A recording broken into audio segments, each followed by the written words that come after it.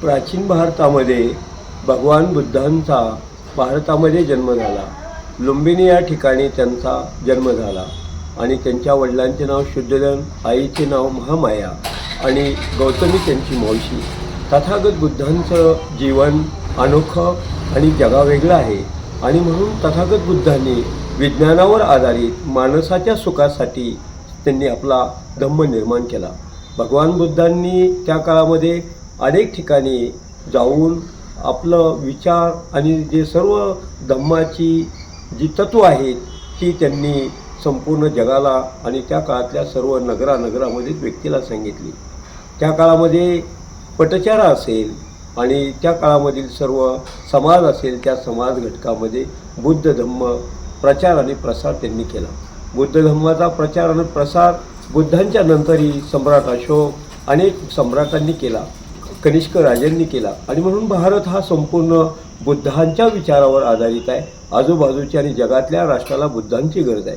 21वे शतक बुद्धीचं आहे, विचारांचं आहे आणि बुद्धांचा संवाद फार मोठा होता।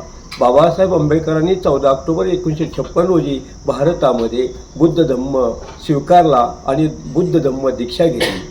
जगाला आज ही बुद्ध धम्माची गरज आहे, युद्धाची गरज आहे, माणसाच्या दुःखाचं मुख्य कारण आहे आणि त्या ठिकाणी प्रज्ञाशील, करुणा, मैत्री, प्रेम महत्त्वाचे आहेत। तथागत बुद्धांनी सत्य, प्रेम, करुणा, अहिंसा या गोष्टींना फार महत्त्व दिलं। तथागत बुद्धांच्या विचारावर आधारित त्रिपिटक, विनयपिटक आणि सुत्तपिटक अनेक ज्ञान या जगामध्ये आहे आणि भारतामध्ये पाली भाषा प्रमुख आहे, होती आणि आजही आहे आणि म्हणून भारताचं सर्वश्रेष्ठ काय असेल तर या भारताची सामाजिक आणि सांस्कृतिक रचना जी आहे, धम्म सद्धम्म गौतम बुद्धांचा धम्म जगाच्या मानवतेच्या रक्षणाचा, विकासाचा आणि माणसाच्या सुखाचा धम्म आहे। म्हणून 21व्या शतकामध्ये आज बौद्ध पौर्णिमा 2025मध्ये सुद्धा संपूर्ण जगाला आपल्या सुखासाठी आणि आपल्या प्रज्ञाशील, करुणा, मैत्री, अहिंसा, प्रेम याच्या संवर्धनासाठी आणि माणसाच्या विकासासाठी बुद्ध धम्माची गरज आहे। बुद्ध धम्म संपूर्ण जगाला लिव्ह अँड लिव्ह, जगाने जगू द्या अशा प्रकारचे संदेश देतात। तथागत बुद्धांनी आपल्या जीवनामध्ये विज्ञानाला फार महत्त्व दिलं, कर्माला महत्त्व दिलं, ज्ञानाला महत्त्व दिलं, सद्वर्तनाला महत्त्व दिलं।